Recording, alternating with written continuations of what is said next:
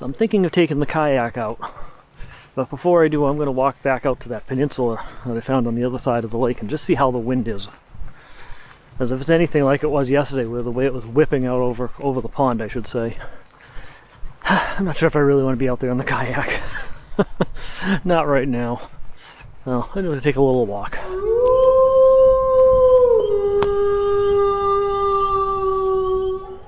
Yeah, I think I'm going to pass on the kayaking this trip. It's still very windy and very choppy out on the water. And I want to get some time to practice with the kayak and things like that. Calmer waters. I want to get a feel for the kayak, things like that. I know I sound like a wuss, but I'm just, you gotta understand, I don't know how to swim. That's the first problem. And I want to make sure there's no way I'm going to go underwater. I'm also, believe it or not, oddly terrified of going completely underwater. It's just an issue I deal with. So kayaking and these issues don't mix too well together, but I enjoy the kayaking, so I really want to get more into it. And I want to get up to the point where I can do some kayak camping, actually. So, so I got to do things to get myself used to it here and things like that. And I need to start out in calmer waters. Calmer waters and warmer weather. It's kind of chilly out too, so we'll deal with it. We'll get there, but in the meantime, I'm all the way this far out. I might as well continue on the Cross Vermont Trail here a bit more, the rail trail a bit, and get down to the other side of it there. I haven't gone down this direction yet this trip, so I'm here. Might as well.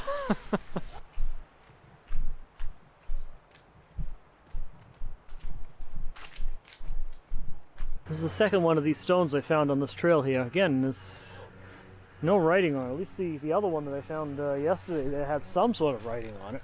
Worn off to the point I couldn't read it. But pretty sure these have something to do with the train line that used to go through here. Not sure what, but it sure looks it to me. I'm kind of curious as to what those are. Just to show that there are some artifacts here as to when this, from when this was a railroad here. There's the railroad tie there. You come up here, there's one embedded into the ground over here. Obviously you turn 90 degrees from where it would have been. One piece of one there sticking out. To show there was a train through here. We'll find some bits of artifacts from it here and there. Not much, but a few artifacts. Most of it's been cleaned out of here. That's always interesting to find that stuff. I bet if I digged a lot deeper there, I'd find some really interesting stuff. Should be kind of fun to come through here with a metal detector. Who knows what I'd find. This is also used for snowmobiling in the winter, so I'm sure this is a very different landscape then too. But fun to walk through these places to see what you come up with.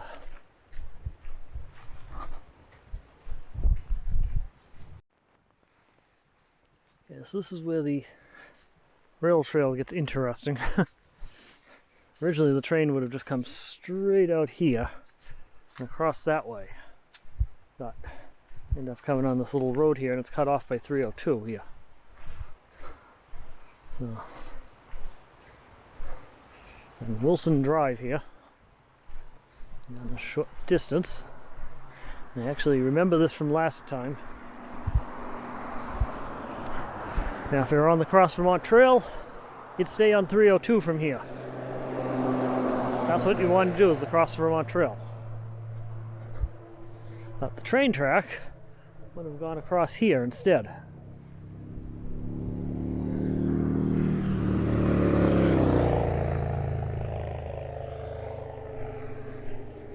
Up here you can see the remains of what was the old train bridge,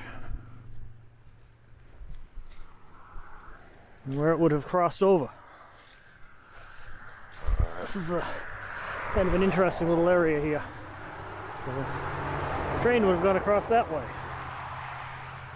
It's too bad they didn't leave the bridge in, or built a new bridge to do that, because the rail trail continues on there and becomes a snowmobile trail. But the rail trail area is still there. Like I said, it would have just crossed over there and just continued on. And you even got a survey marker right here.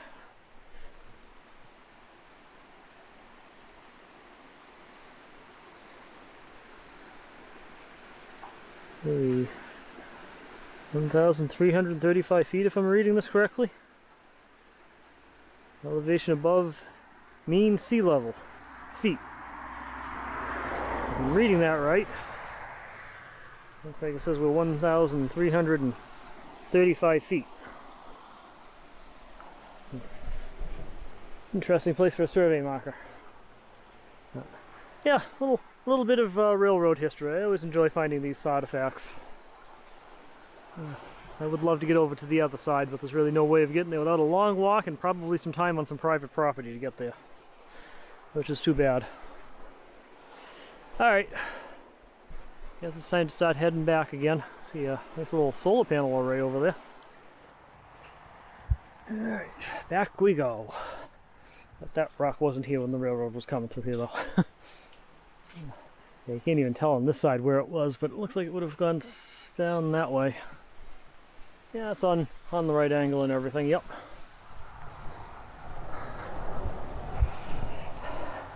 Alright, back we go.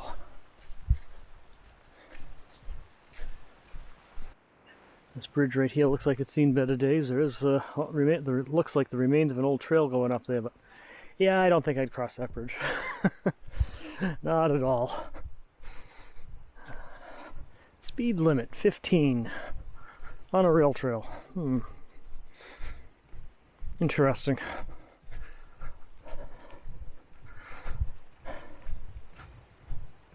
Know how that works. Anybody knows why the speed limit signs on this trail? I'd kind of like to know. They're just saying the bicyclists have to stay at 15? I don't know. Maybe that's all it's saying. It's okay, I wouldn't try to ride a bike through here at more than 15 miles per hour anyway. That's plenty fast enough. There's more railroad ties. Still stuck 90 degrees from where they're supposed to be.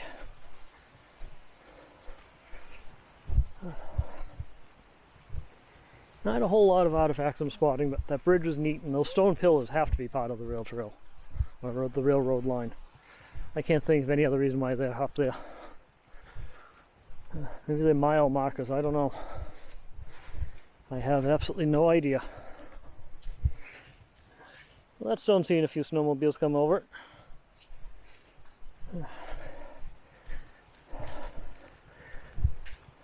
Anyway, working our way back. Oh, we're making a meatball sub for dinner tonight. Try it a little differently though. Break the meatballs up into smaller pieces. Easier to fit in the sub roll. Previously I've cut them in half. This time I'm going to cut them even smaller. Alright, here you go. The little mini meatballs. Now we're going to mix some sauce in. Hold on. No, nothing important on the phone. Alright. Mix the sauce in.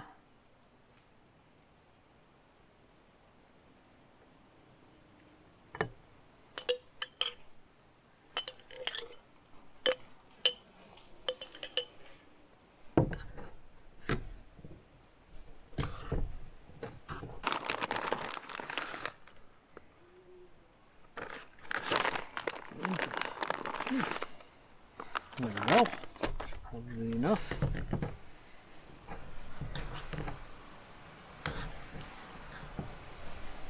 Mixed in nicely to the sauce.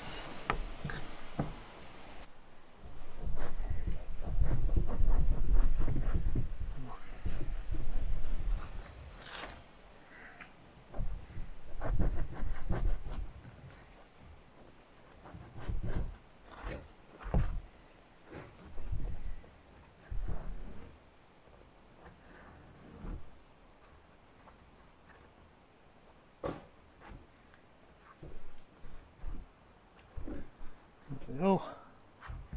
So that. Start stuffing it with meatball mixture.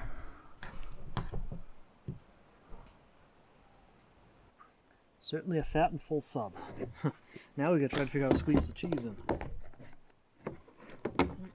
this with some propane to go on it.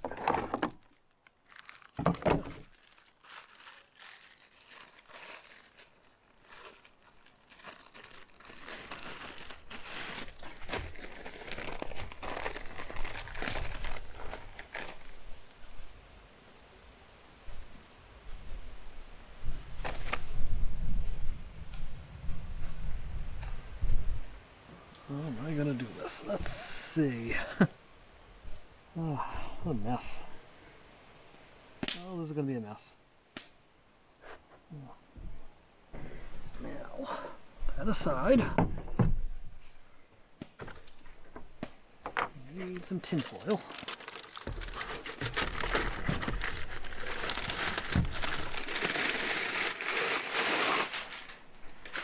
Always, always, always spray the tin foil when you're dealing with cheese.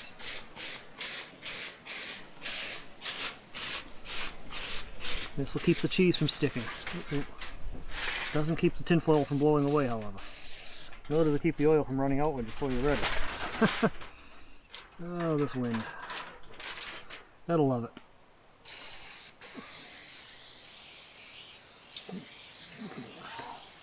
Oh, hope I get enough oil on here. Another one of those. Another one. Fat sub. Right.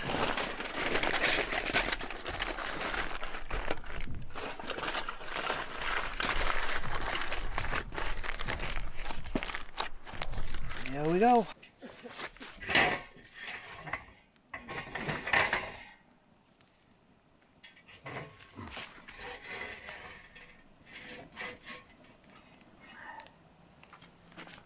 Good.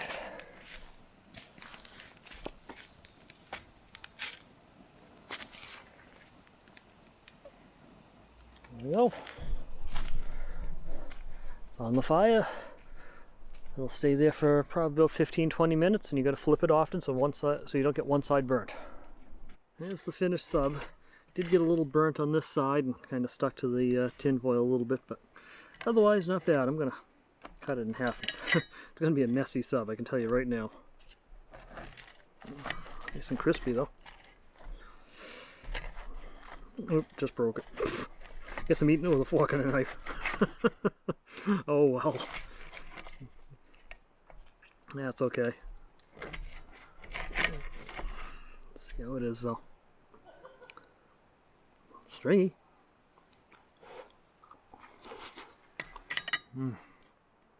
Good.